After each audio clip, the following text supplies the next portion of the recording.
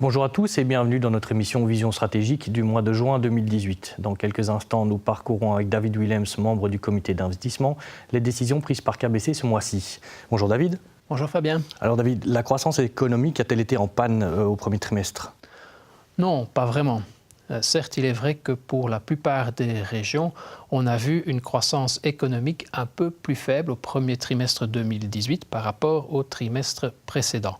En zone euro, entre autres, on constate que l'activité a dû rétrograder de vitesse. Mais au niveau mondial, le moteur économique continue de tourner à un régime fort élevé. Cela s'est ressenti sur les bénéfices des entreprises ? Bien au contraire, la saison de publication des résultats est plus ou moins terminée et le bulletin était excellent. Ainsi, aux États-Unis, les bénéfices ont grimpé de 26%, en partie dû aussi à l'amélioration de la fiscalité.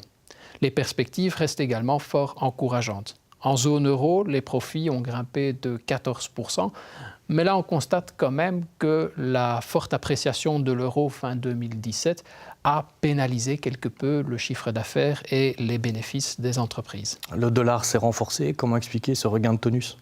Alors il est vrai que le billet vert s'est apprécié au cours des dernières semaines. Aux États-Unis, on observe que la croissance économique est plus élevée qu'en zone euro.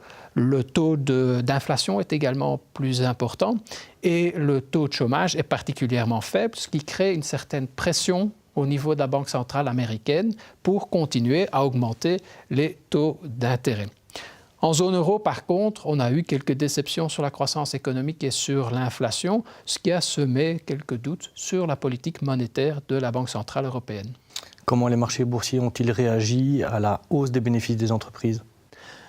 Les investisseurs ont repris confiance et la nervosité sur les marchés financiers a fortement diminué. Au cours du mois écoulé, les bourses ont donc été orientées à la hausse. Ainsi, pour les actions mondiales et de la zone euro, on engrange actuellement un gain d'environ 4% par rapport au début d'année. Les risques se sont-ils tous évaporés ? Non, certainement pas.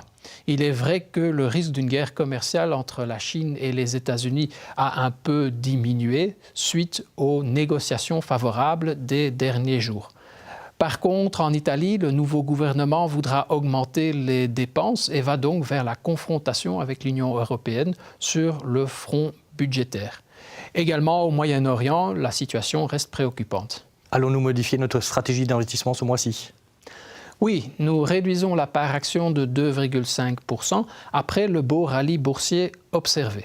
Nous prenons donc des bénéfices et attendons d'y voir un peu plus clair au niveau de la croissance économique et des risques.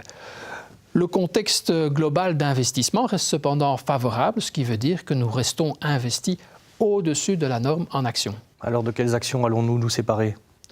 Ce mois-ci, nous abandonnons l'accent des actions d'Asie émergente. Après un beau parcours boursier, on constate quand même certains nuages sombres se pointer à l'horizon.